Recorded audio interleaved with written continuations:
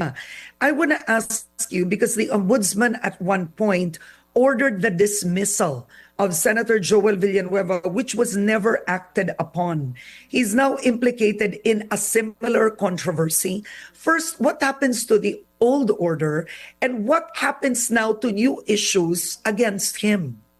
Karen, that order was given by former Ombudsman Conchita Carpio Morales in 2015 when Sonny Belmonte was still Speaker of the House.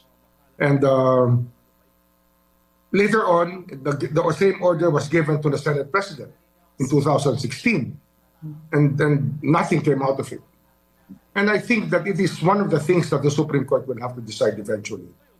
What is the real power of the Ombudsman to dismiss people who fall under the House and under the Senate? Does the Senate have, or does the Senate leadership have an obligation to listen and enforce the orders of the Ombudsman within its system? Because that is the issue here. This office was created by the Constitution. It's a constitutional office, and it cannot be less important than the rules of the Senate or the rules of the House.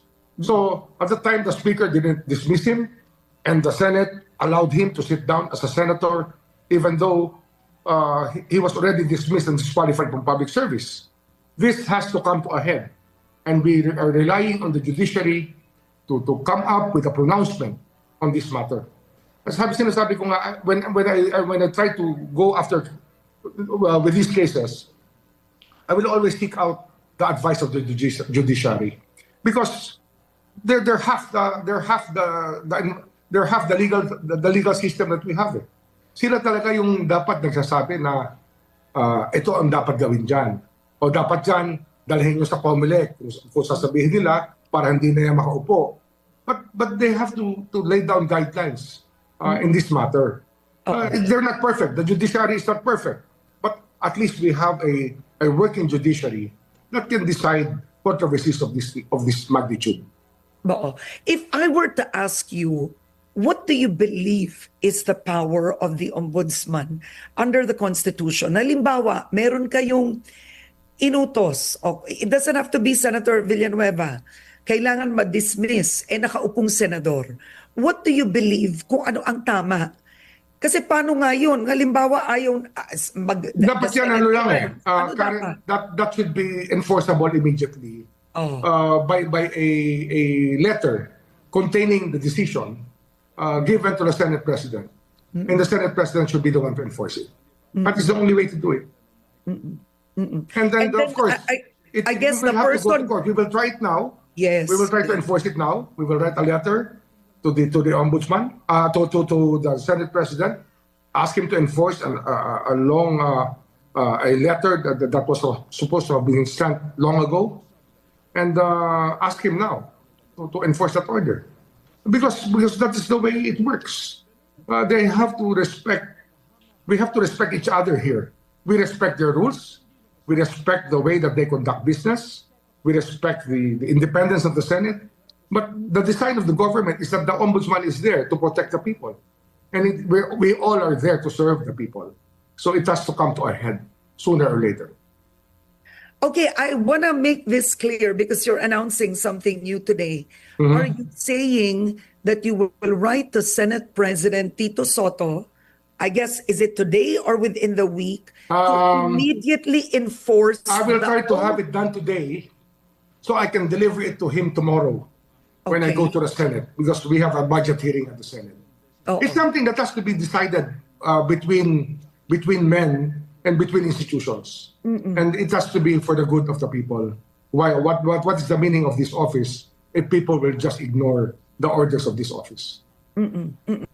So you will write a letter today to enforce the... I will hand carry it to the Senate President tomorrow. Pero let me just say, the old dismissal order of Conchita Carpio Morales against Senator Joel Villanueva.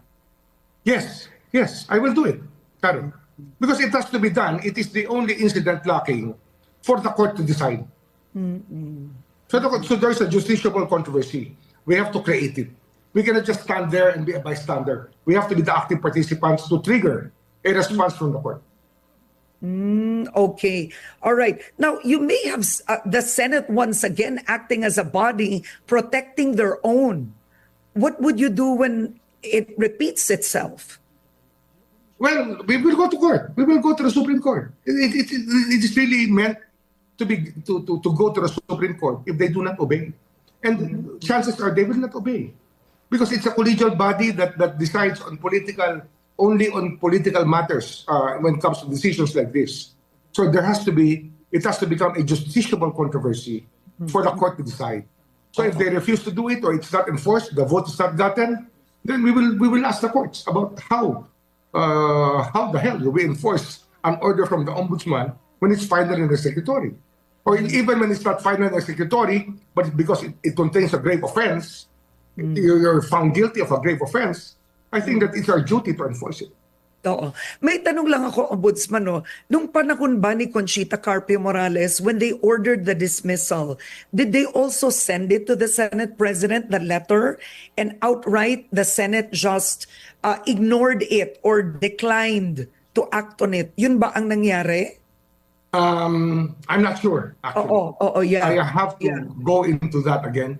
I actually have to talk to Conchita, to Ma'am, to Justice Morales, so that we can. I will have a background. Yeah. I will need that background. I will need that even before we file a case in court in the Supreme Court for the enforcement of this. We will just need her advice also. But I find that quite interesting that you have a very strong point. The only way for the Supreme Court to act on it is to create the judicial controversy. Yes, and then we call it, have as to we decide. lawyers call it, a justiciable controversy. A justiciable controversy. Justiciable controversy. Yes. All right. Okay. Legal parlance. Now, other than that, I want to ask you is Senator Amy Marcos. I just want to ask you, because what do you believe motivates her opposition to your appointment as ombudsman? What is the reason? Her politics. She's playing to the crowd. She's playing to the DDS. She wants to be loved by the DDS. And they're weaponizing their position to vilify my reputation. And to even spread fake news. What fake news? That there was a kidnapping? If that's a kidnapping, the ICC will not accept President Duterte in their fold. Nothing illegal has been declared by the Supreme Court after all these months, 7 months. And I think that this thing has to stop. Let the courts decide. Let the justice system roll properly, so that we know liabilities, how the liabilities will be treated by the ICC, because it's there already. Nothing can be done about it. Okay. Now, when it comes to the office, even before you came in as ombudsman, the office actually faces criticism on backlogs, digitalization delays. Of course, we talked about allegations of midnight appointments already, but be specific on the reforms so that you can reinstate institutional integrity and transparency in the office of the ombudsman. Well, digitization is actually a must. Karen, I was speaking to the deputy ombudsman, and the one from Mindanao was present. Mr. Law was present, Andy Law, and we told them how long does it take to transmit an order or at least a document coming from Mindanao, and he says we have to personally carry it there. Oh, there's no digital instrument being used right now because, rather, if I have it right, even the courts have accepted digital solutions already, and we already have e-filing. Then scanners are abound. We have scanners that can scan documents and make them, just certify them as duplicate originals, and it can be done. But that's not been done, and that's why it's something that's so urgent. Digitization is so urgent because it is also a way to check on abuses. Yung aging ng documents will always be evident when you have a digital system. Wala pang digital system that will age the documents properly. So Yeah. magkakadukay ka manually. And the space that it's taking up, the paper that's taking up the space in the office really is horrendous. Yeah. We have to hire warehouses for it. We can hire the warehouses, but we will have to digitize all of these files. Yeah. So institutionally, we will have a history of all the filings within the Office of the Ombudsman. But then there are so many global companies that already do this. Yes, yes, I know. Is it part of your budget? Not yet, but we have savings. For special projects like this, I think we can utilize savings. We will just inform the DBM about the use of savings for this purpose. Okay. But it's something that we consider very urgent. And the deadline is yesterday, Karen, as I always say. If I were to ask you just offhand, because you've just been there 2 weeks, correct? Are you just Yes. 2 weeks or 1 week? 2 weeks today. Today is the second week. Okay. Because I was there Friday last week. So this is our 14th day. Okay, if I were to ask you, and this is just offhand, what are the most high-profile backlogs that you have in the Ombudsman's office? Family is one of them. Formally, Oh, it's major. I think it's major because the impunity didn't stop after that. I think that formally was a symbol of impunity, that people are not afraid to get caught. Yeah. Yun eh. That's one of the most high-profile cases that I can think of.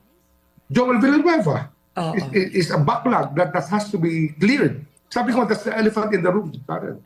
It's something that has to be resolved by the people, by the Supreme Court later on, if the Senate will not bow to the order of the Ombudsman in enforcing a valid order.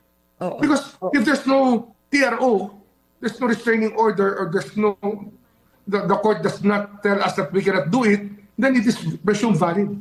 It's presumed to be a valid act of Ombudsman Conchita Carpio Morales. Now, alam ko may nag-file